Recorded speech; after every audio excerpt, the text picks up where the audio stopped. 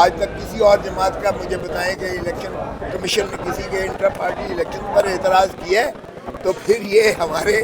تیسری مرتبہ یہ اعتراض کیا جا رہا ہے۔ اور ظاہر ہے کہ وہ سہولت کاری جو ہے قاضی فائز عیسیٰ نے کی، وہ کمشنر جو ہے راول پنڈی کا، اس نے کہا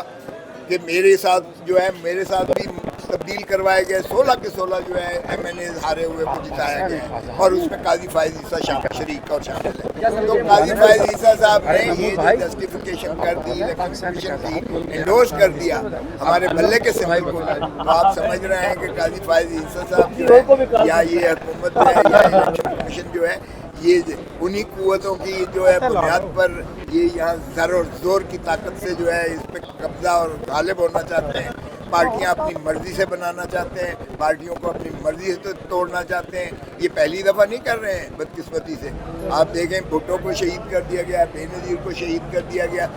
-1 کا فارمولا تھا، نواز شریف کو مائنس کر کے 10 سال باہر بھیج دیا گیا،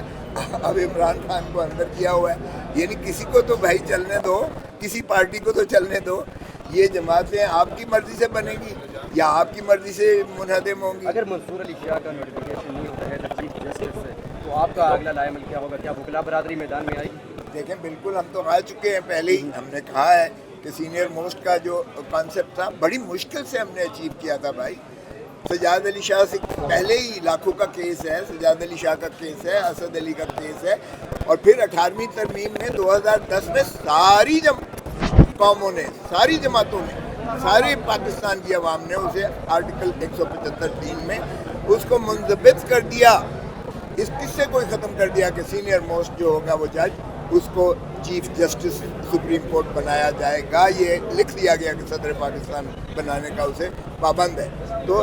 اس وقت ساری قوم متفق تھی، آج یہ تقسیم شدہ ہے، وکلاء اس میں متنازع قرار دے رہے ہیں، تو پھر ایک جو مسلمہ اور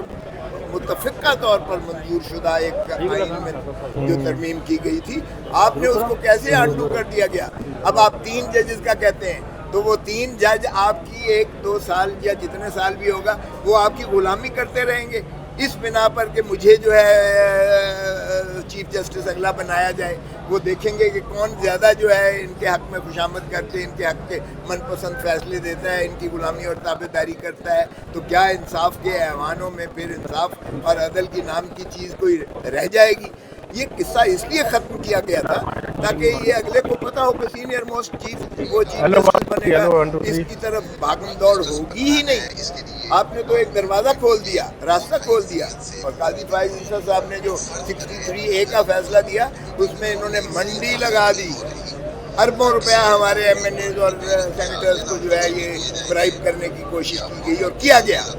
اور ان کو ساتھ جو باقی چیزیں کی ہوئی ہیں وہ بھی منظر عام پر آپ کے سامنے آ وکلا جائیں۔ برادری کا اور سول سوسائٹیز کا اگر پریشر بڑھتا ہے تو آپ سمجھتے ہیں کہ آئینی ترمیم ریورس ہو سکتی ہے؟ تو یہ آئینی ترمیم مانے گا ہی کوئی نہیں بھائی، اور ریورس تو ہونا ہی ہونا ہے، یہ تو رشتہ دیوار ہے۔